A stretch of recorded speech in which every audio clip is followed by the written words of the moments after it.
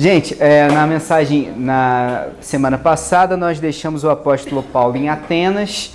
Vocês viram que ele pregou no Areópago e agora ele vai para Corinto. Só para entender como é que é a diferença entre Corinto e Atenas, Atenas era foi a cidade de Péricles, foi a cidade de Sócrates, foi a cidade de Ésquilo, foi a cidade de Aristóteles, tinha sido a grande cidade, a grande capital do mundo helênico, mas naquela época, na época do apóstolo Paulo, era uma pequena cidade, cerca de 10 mil habitantes. E agora Paulo se retira de Atenas e vai para a cidade de Corinto. Essa sim, uma cidade imensa, uma cidade que tem agora 750 mil habitantes, cerca de. E por que ela é tão grande assim? Porque ela fica em uma região geográfica muito interessante, porque para cá você tem Roma e para cá você tem a Síria. Então ela é uma importantíssima rota comercial, porque para cá você tem o Golfo de Corinto e para cá você tem um golfo que é chamado de Golfo Sarônico, se eu não me engano, que é muito importante, e eles distam de uma pequena distância e você poderia fazer o trajeto transportando carga com barcos. Então, cerca de 200 milhas você poderia trafegar de um lado do Mediterrâneo ao outro lado do Mediterrâneo. Por isso é que ela era uma cidade tão importante, um porto tão importante, uma cidade cosmopolita. E a gente vai ver que o apóstolo Paulo chega na cidade de Corinto com medo. E a gente vai começar a ver quais são os motivos pelos quais a gente pode ter medo e quais são as situações em que a gente pode ter medo na vida da gente e o que estudando esse texto bíblico nós podemos tirar para a gente, por que nós estamos com medo e como Deus pode nos ajudar nisso. Tudo bem? Então, o texto bíblico é Atos 18, de 1 a 18, nós vamos ver a passagem do apóstolo Paulo por Corinto. Eu vou ler na Nova Versão Internacional. Se você quiser me acompanhar na sua Bíblia, fique à vontade, mas eu vou projetar o texto aqui. Começa assim: Depois disso, Paulo saiu de Atenas e foi para Corinto. Ali encontrou um judeu chamado Áquila, natural do Ponto, que havia chegado recentemente da Itália com Priscila, sua mulher, pois Cláudio havia ordenado que todos os judeus saíssem de Roma. Paulo foi vê-los e, uma vez que tinham a mesma profissão, ficou morando e trabalhando com eles, pois eram fabricantes de tendas. Todos os sábados, ele debatia na sinagoga e convencia judeus e gregos. Depois que Silas e Timóteo chegaram da Macedônia, vocês lembram que eles ficaram em Tessalônica, Paulo passou por Atenas, então agora ele foi para Corinto. Então agora eles estão chegando.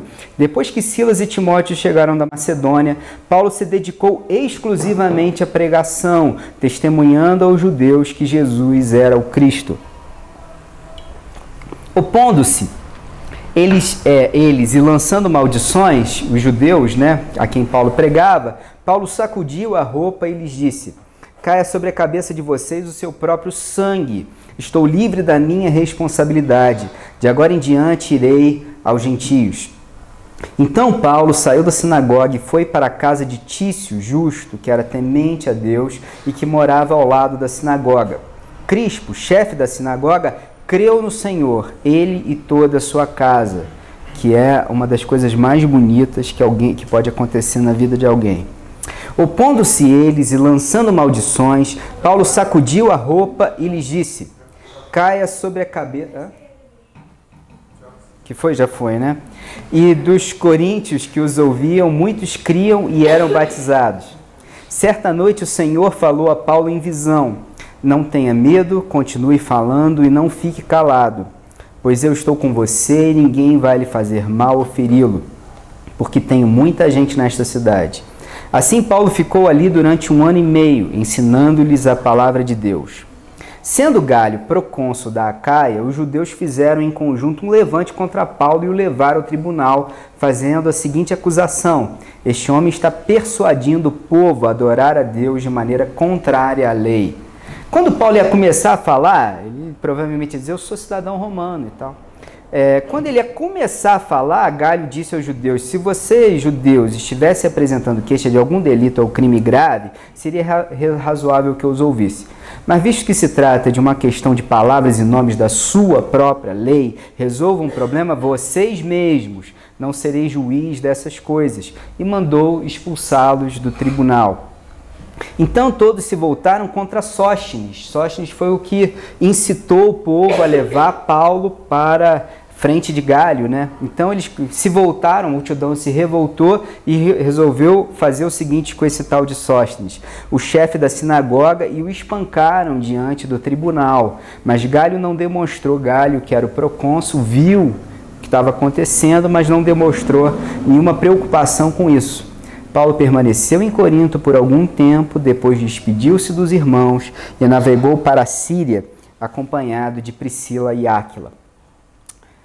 O tema da mensagem de hoje é: não temas, eu estou contigo. Vamos orar?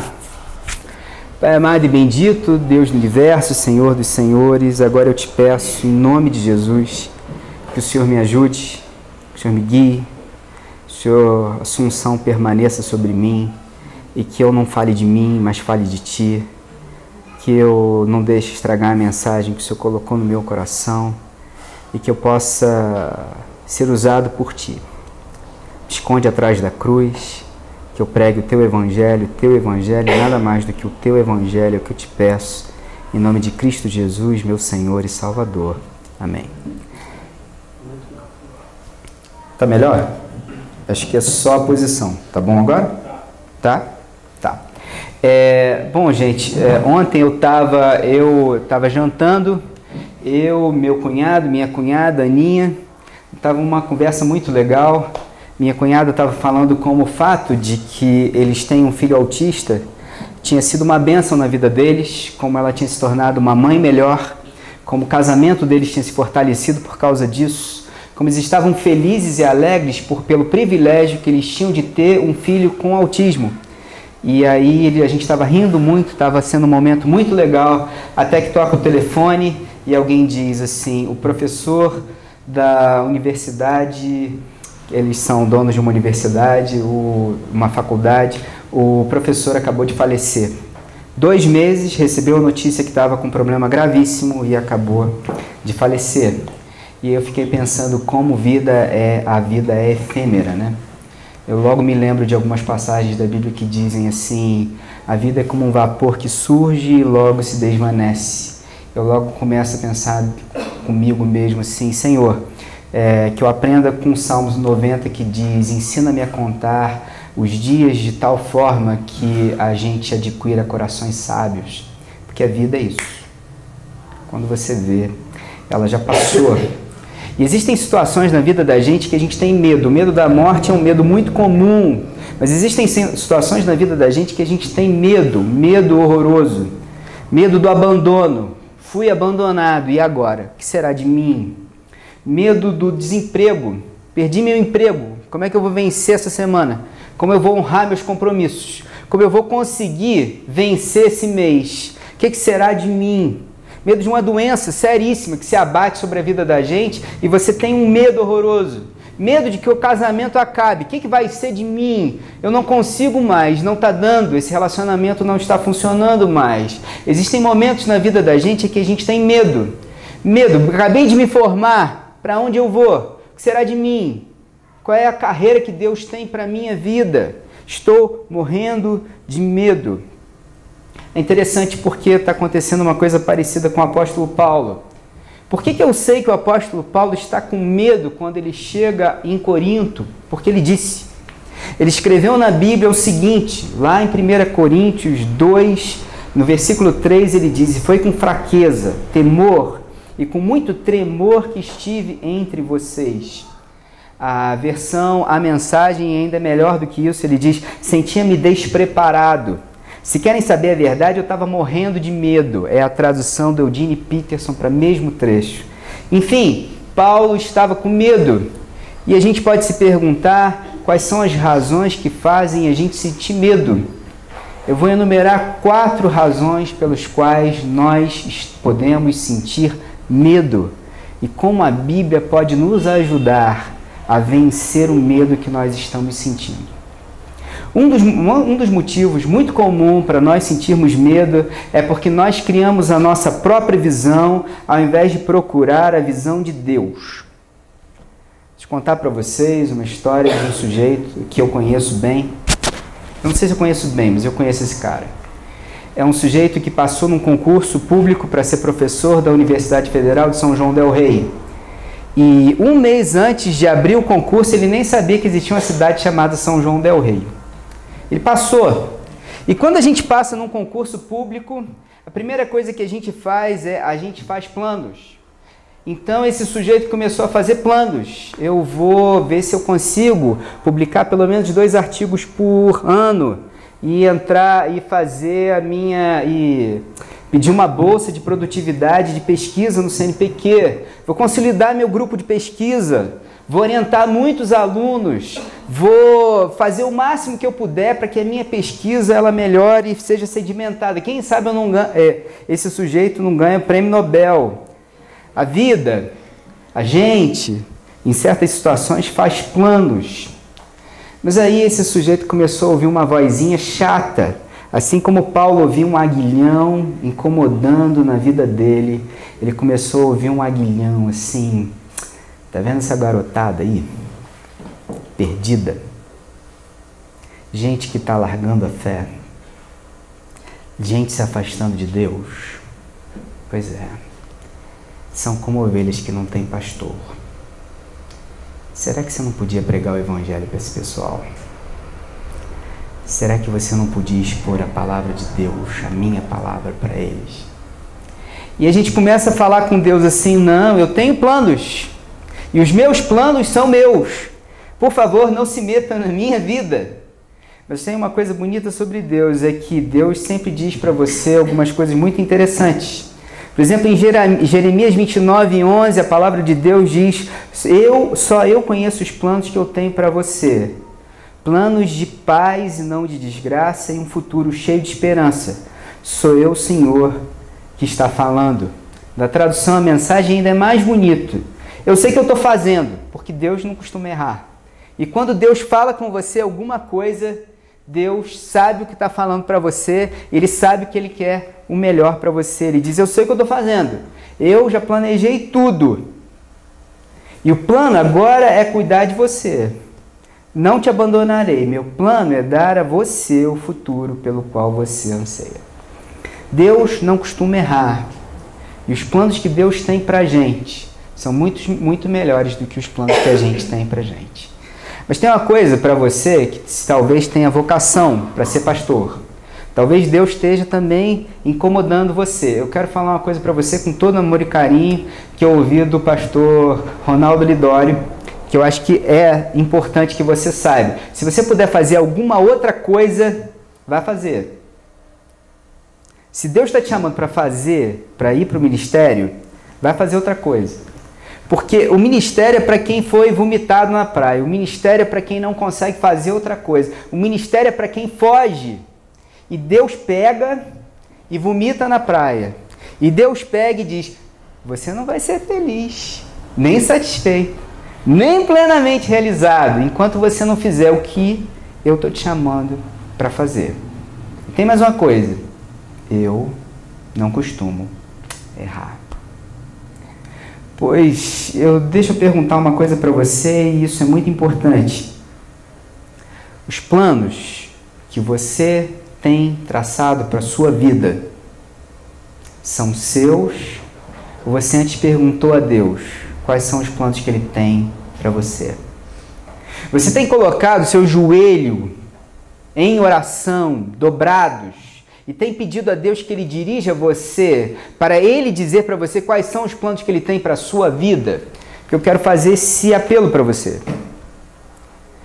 Mas uma coisa interessante que eu sei é que esse não é o caso do apóstolo Paulo. Se você perguntar para mim se o apóstolo Paulo está com medo porque ele tem planos que não são os planos que Deus tem para ele, não é isso que está acontecendo.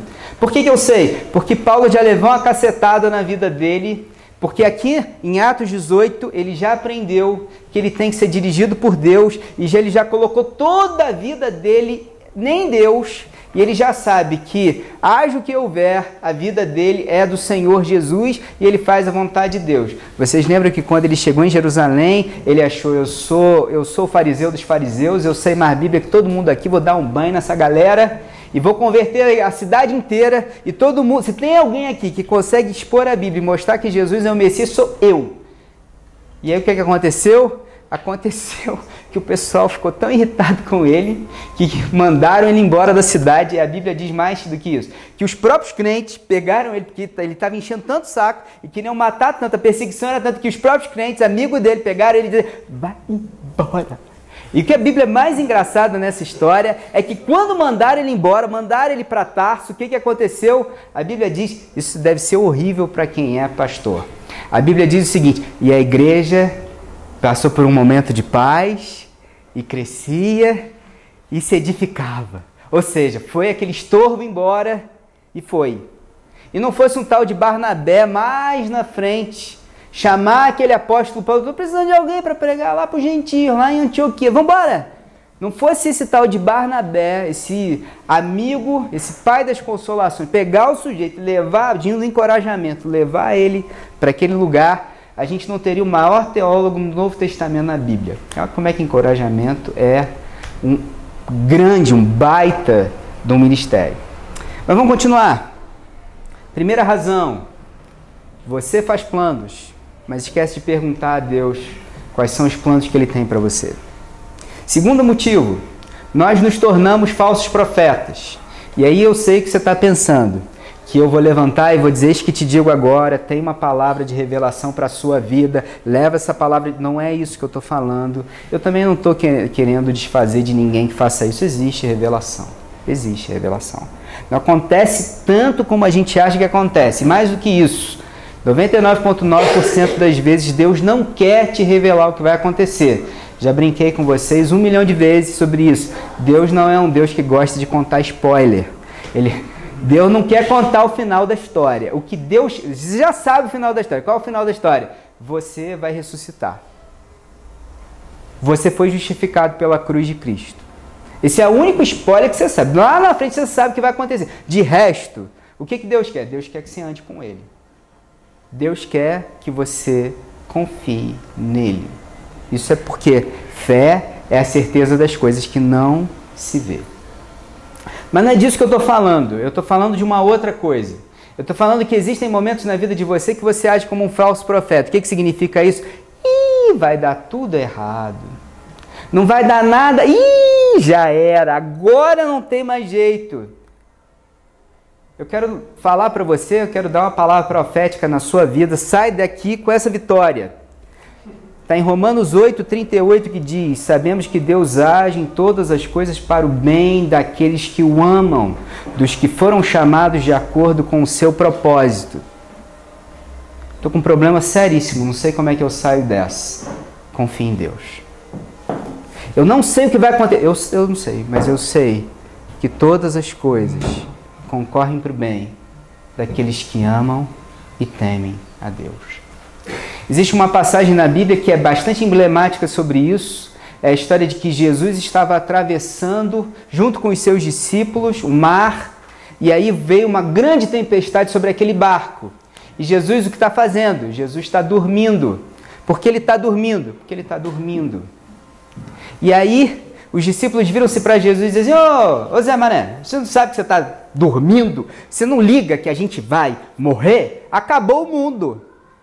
E Jesus faz uma das coisas mais bonitas que pode acontecer, porque Jesus sabe o que vai fazer e ele sabe quem ele é. Os discípulos é que não sabiam quem é Jesus e o que ele podia fazer. Ele vira-se para o vento e diz, vento, se acalma. Mar, serena. E os discípulos dizem assim, quem é esse homem que até o mar e o vento o obedecem? Aí, bom, essa história foi contada em vários evangelhos, mas eu gosto do evangelho que tem um evangelho que primeiro Jesus chega e diz assim, vocês não têm fé? E aí Jesus vai e manda acalmar a tempestade. Tem um outro, se não me engano é em Marcos. Primeiro Jesus acalma a tempestade, depois é que ele vai brigar com os outros. Eu acho que é mais lógico. Quer dizer, primeiro ele acalma, Ufa! Aí Jesus vai parar para brigar com os caras, porque estava perigoso lá, acho que ninguém ouviu. Onde é que está a fé de vocês? Quero dizer para você que se Jesus estiver no seu barco, tudo vai bem. Isso não quer dizer que você não vai ter problemas, não é disso que eu estou falando. O que eu estou dizendo para você é que haja o que houver, se Deus estiver no seu barco, você pode confiar que todas as coisas concorrem para o bem daqueles que amam e temem a Deus. Mas a pergunta que eu quero fazer para você é: Jesus está no seu barco? Você convidou Jesus para entrar na sua vida e seguir você em todos os caminhos? Porque não há garantia nenhuma de que você vá bem se Deus não estiver no barco da sua vida. Aliás, há caminhos que ao homem parecem ser bons, mas o seu fim conduz à morte. A chance de dar errado sem Deus estar na sua vida é imensa. Aliás, eu digo para você que é de 100%. A única certeza que você tem de garantia de que as coisas vão bem é se Deus estiver no barco. Mas esse não é o caso do apóstolo Paulo, porque o apóstolo Paulo sabe que não é isso que está acontecendo, não é por isso que ele tem medo. Aliás, o apóstolo Paulo é uma demonstração viva de que os problemas podem se abater sobre a vida dele e ele ainda assim, porque o cara é cascudo. Lá em Listra você vai ver que ele foi apedrejado e o pessoal disse assim: pronto, tá morto, acabou. Viraram as costas. O que aconteceu? O apóstolo Paulo se levanta. Para onde ele vai? Ele vai embora? Não, ele volta para a cidade. O apóstolo Paulo é desse que ele não desiste. Parece aquele coelho, o coiote que segue o papaléguas. Sabe qual é? Vocês lembram disso? Algumas pessoas diziam, eu não lembro mais. Pois é da minha época isso. Existia um coiote que saía atrás de um papaléguas. Se você não sabe o que é, deixa pra lá. Mas o cara é incansável. Hã? Pesquisa no Google. Bibi, exatamente, esse mesmo. Mas o apóstolo Paulo sabe que ele pode estar na fartura, pode estar com sobra, pode estar na fome, pode estar na fartura, pode estar na doença, pode estar na saúde. Ele pode todas as coisas naquele que nos fortalece. E ele sabe disso. Ele já entregou há muito tempo a sua vida a Deus. Mas eu queria me concentrar no outro ponto que faz a gente ter medo. E eu acho que esse pode ser o motivo de você ter medo na sua vida. É que nós seguimos um falso evangelho. Existe um evangelho que tem sido pregado a 4 ventos por aí, que se você aceita Jesus Cristo, se Deus está na sua vida, não existe mais problema, seu casamento vai dar certo, você vai ficar rico, vai ganhar um carro, as coisas, sabe, vai começar tudo a fluir de bom na sua vida e vai dar tudo certo. Não. O que Jesus diz, e diz com todas as letras, é que no mundo nós teremos aflição, mas tem de bom ânimo. Eu venci o mundo. Eu estava ontem conversando com uma senhora que está com câncer terminal. E ela disse assim, mas eu tenho fé. Mas eu tenho fé. E é nessas horas que eu tenho pena, porque o Espírito Santo te incomoda dizer, mas ela não quer ouvir o que eu tenho para dizer. Porque o que eu tenho para dizer é diferente. O que eu tenho para dizer é o seguinte, eu também tenho fé. Eu tenho fé que fé é uma outra coisa. Fé não é que eu tenho fé para Deus fazer o que eu quero. Fé é eu tenho fé para Deus fazer o que Ele quiser. Fé é deixar que Deus faça o que Ele quiser na sua vida. Mas o que eu tinha vontade mesmo de dizer para ela é o seguinte, mas é importante que a senhora morra. É muito importante que a senhora morra. Porque cada um de nós aqui tem que morrer. E se nós não morremos, nós não poderemos viver mais. Talvez você não tenha entendido o que eu falei, porque isso é sutil. Mas deixa eu contar para vocês a história do sujeito que estava passando por uma situação, passou por uma emergência, ele tinha um amigo, e o amigo saiu e tinha ali uma carteira com dinheiro. Aí ele disse assim, eu vou pegar, porque é uma emergência, e pega o dinheiro e usa. mas não fala nada pro amigo. Quando eu tiver dinheiro, eu vou e pago. Aí chegou um dia que ele resolveu contar pro amigo. Amigo, sabe aquele dia que você deu falta de dinheiro na sua carteira? Fui eu que peguei.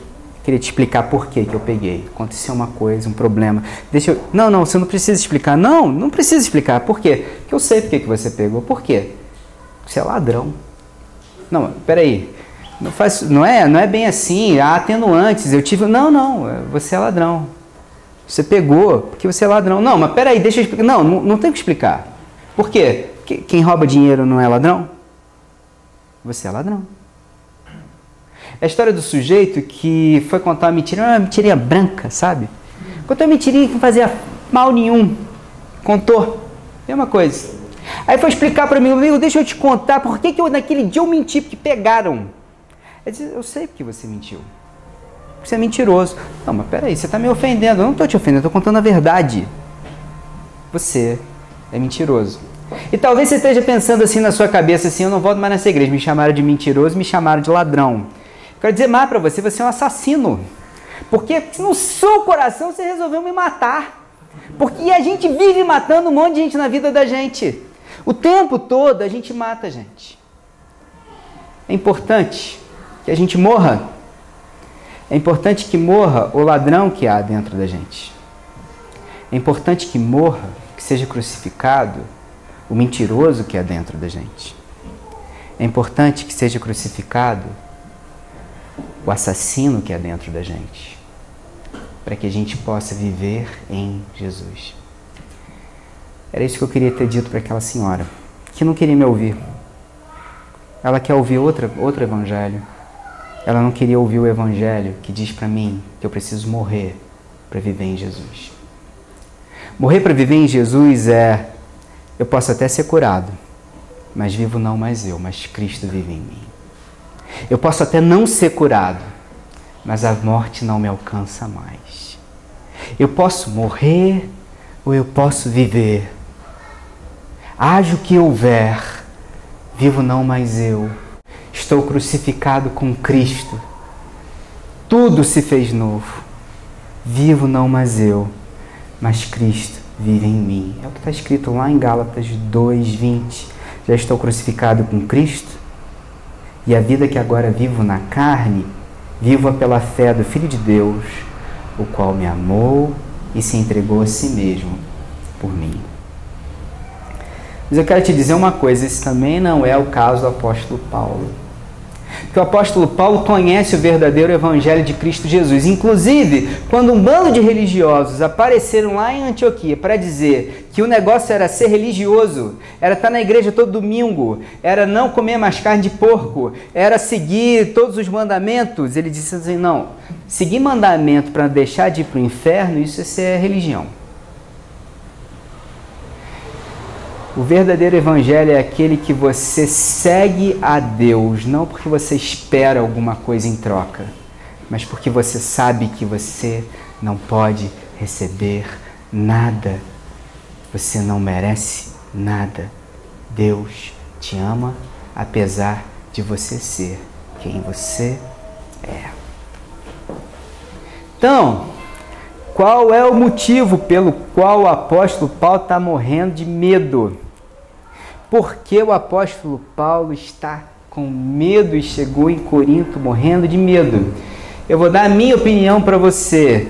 E a mensagem de hoje eu podia ter cortado todos esses 3 pontos e me concentrar só no último ponto. Minha opinião é aquilo que o apóstolo Paulo diz: senti-me despreparado e, se querem saber a verdade, eu estava morrendo de medo. O que aconteceu com o apóstolo Paulo lá em Atenas? Ele fez uma linda mensagem, um discurso super empolado, com as pessoas mais importantes, com as pessoas mais sábias daquela época, lá no Areópago. Até que ele começou a falar, pois esse Jesus ressuscitou dos mortos e vai julgar a todas as pessoas. Aí a pessoa, não, esse Jesus ressuscitou dos mortos. Quê? Peraí. Uns começaram a rir e outros começaram a dizer, não, mas semana que vem, tudo bem. Esse cara é doido. Não tem o que ouvir. E largaram ele falando sozinho. E Paulo se retirou. Algumas pessoas creram. Aí ele chegou em Corinto. Eu vou chegar em Corinto e vou falar essa história. E aí? Deixa eu falar uma coisa para você. O que aconteceu com o apóstolo Paulo, na minha opinião, é que ele perdeu a confiança em si mesmo. O que aconteceu com o apóstolo Paulo é que ele não tinha mais confiança em si mesmo. E um dos motivos pelo qual a gente tem medo é quando a gente perde a confiança em si mesmo. E o que eu quero dizer para você é que se você perdeu a confiança em si mesmo, você chegou naquela situação em que você está com um problema seríssimo no seu relacionamento, está com um problema seríssimo no seu casamento, você esgotou todas as possibilidades, já conversou tudo que você tinha que conversar, e agora você acha, não dá mais, não há mais o que fazer, perdi a confiança em mim, não há nada que eu possa fazer para recuperar esse relacionamento. Estou com um problema de doença seríssimo, fui a todos os médicos, todos os diagnósticos dão a mesma coisa.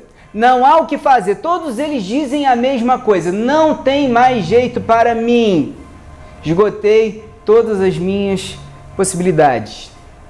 Já tentei perdoar esse cara de todas as maneiras, mas não tem jeito. Não vou com a cara dele.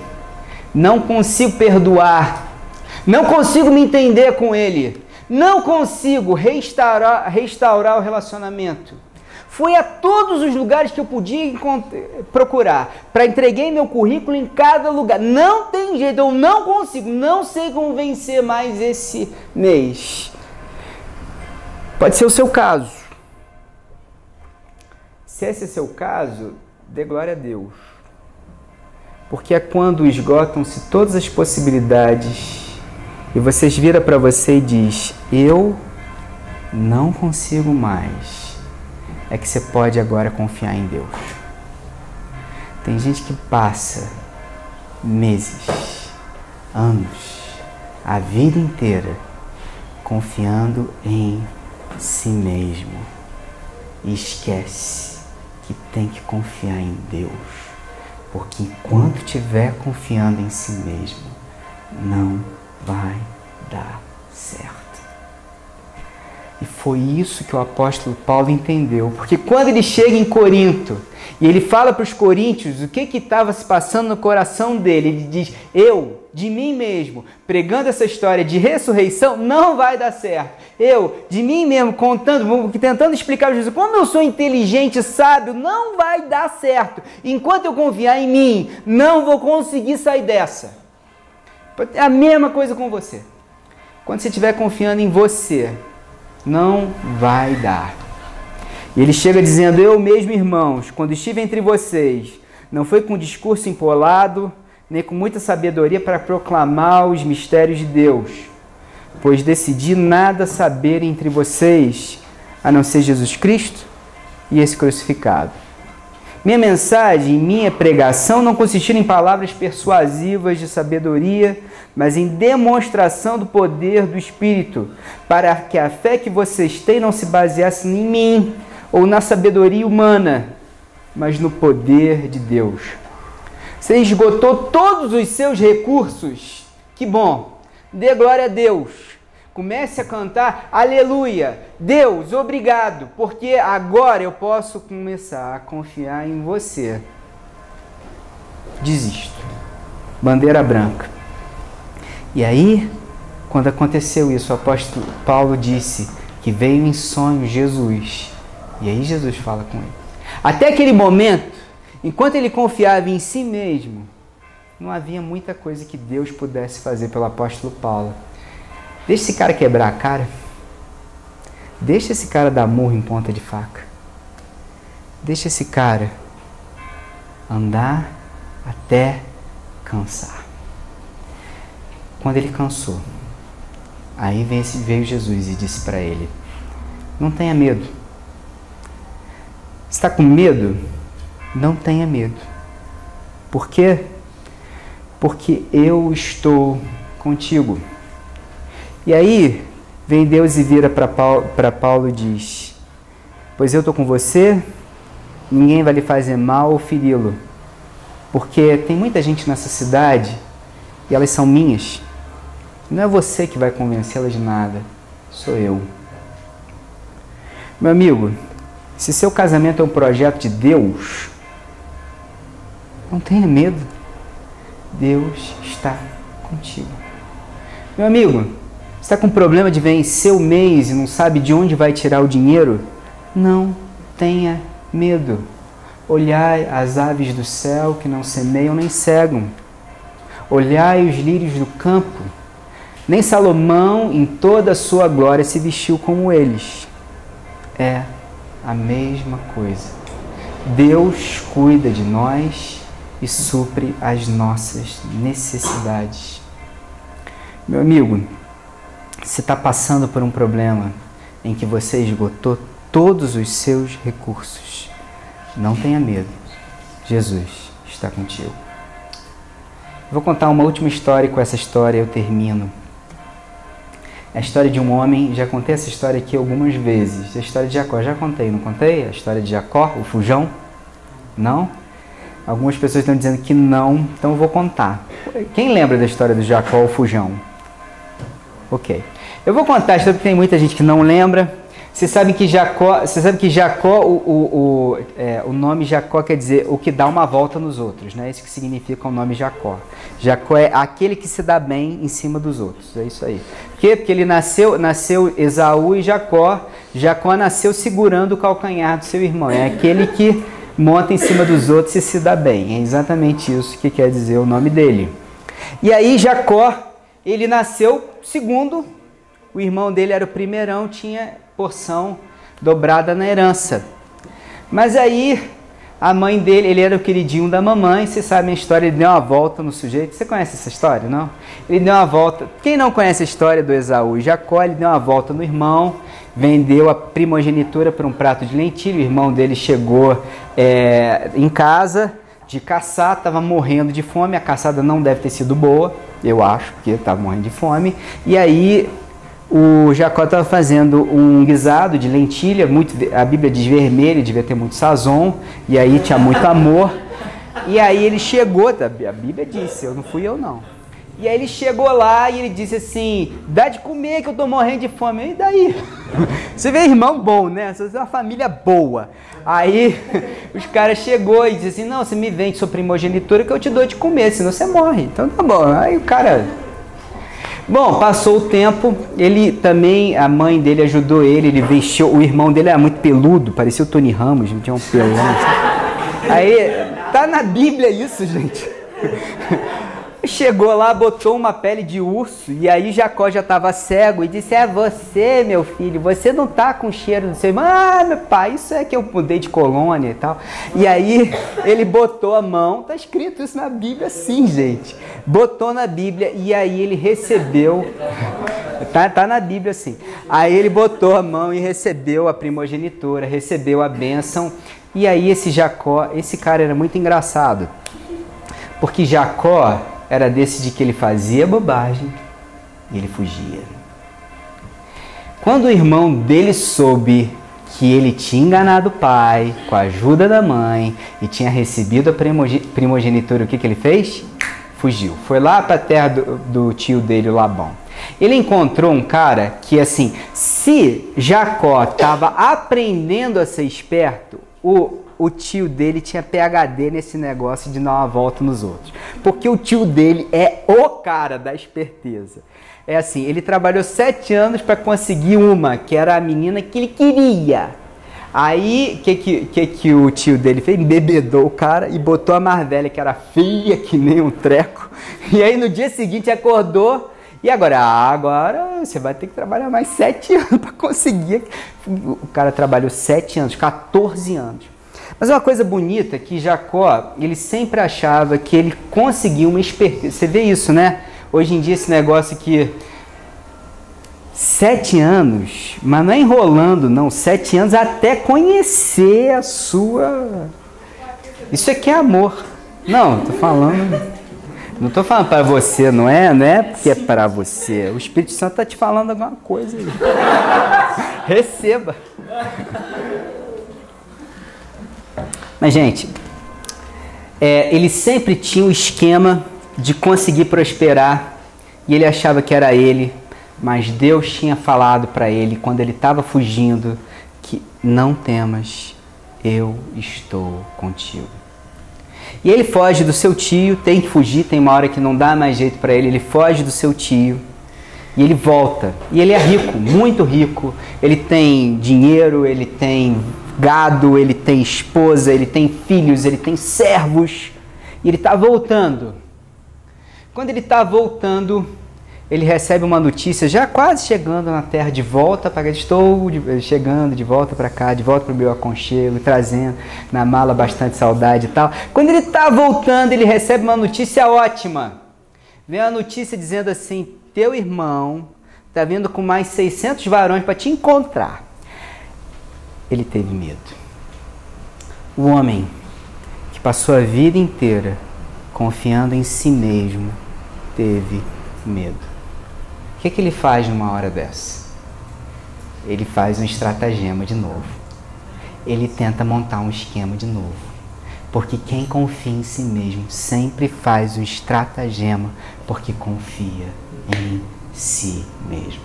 Então ele começa primeiro agradando o irmão. Ele bota os presentes pro irmão e vai mandando, vai na frente, passando.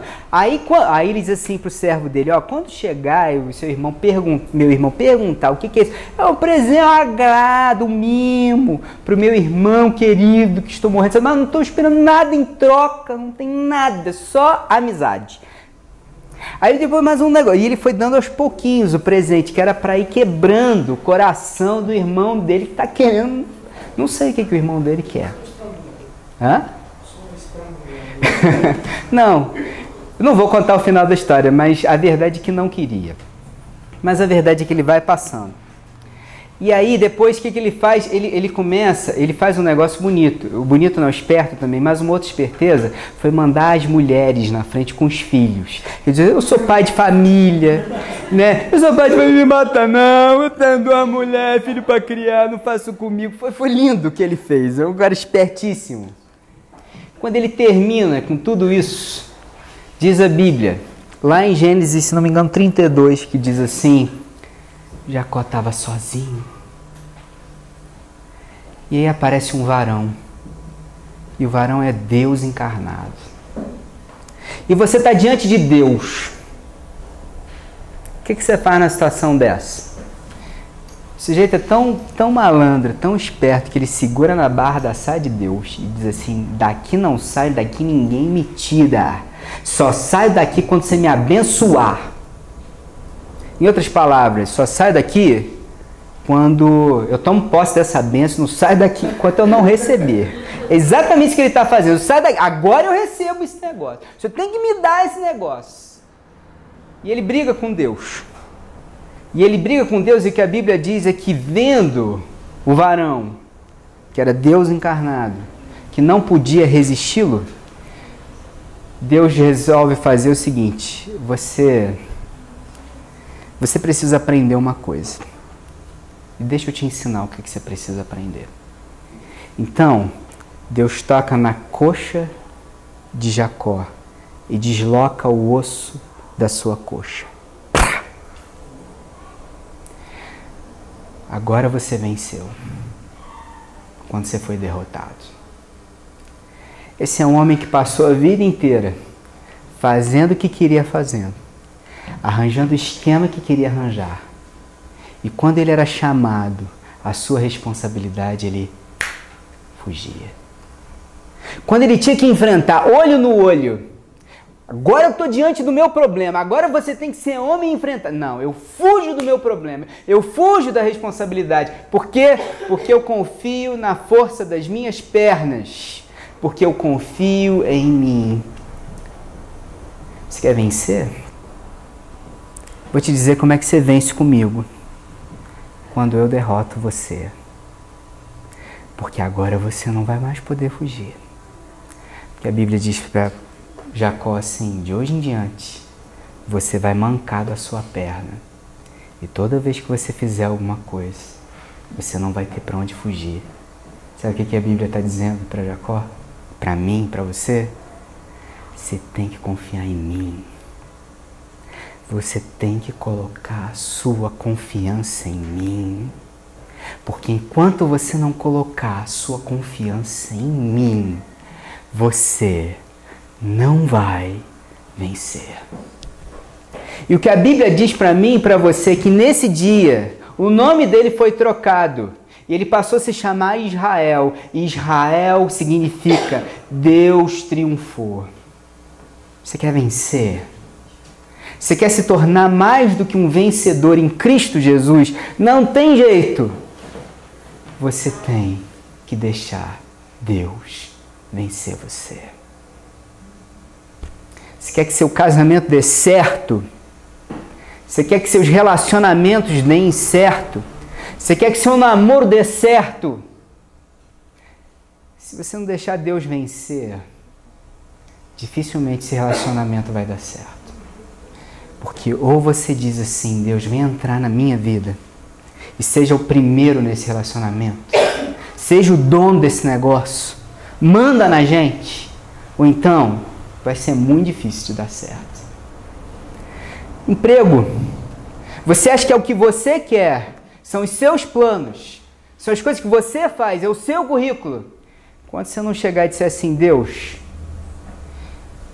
estou abrindo mão de tudo para fazer a sua vontade na minha vida, Deus não vai te dar prosperidade. Porque sucesso no reino de Deus nunca foi prosperidade. Existe uma outra palavra que define prosperidade no reino de Deus e essa palavra é paz. Shalom. Paz é paz com o próximo, paz é paz com seu vizinho, paz é paz consigo mesmo, porque você gosta do que você faz, paz é realização, paz é paz porque você está em paz com os seus filhos, com os seus amigos, com a sua esposa, com a criação. Você está em paz, portanto, você abriu mão de tudo para deixar que a paz de Deus entre na sua vida. Você quer vencer essa doença? Haja o que houver, você tem que colocar na mão de Deus com ação de graças. E a paz que excede todo entendimento guardará as vossas mentes e os vossos corações em Cristo Jesus.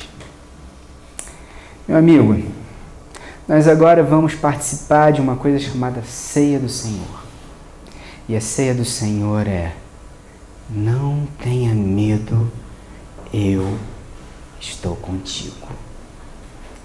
A Ceia do Senhor é Deus se fazendo presente na minha e na sua vida. Você não quer fazer isso? Eu quero convidar você a participar da Ceia do Senhor, mas só deve participar da Ceia do Senhor quem desistiu de fugir, se deixou derrotar por Deus e disse: entra na minha vida, seja o Senhor da minha vida.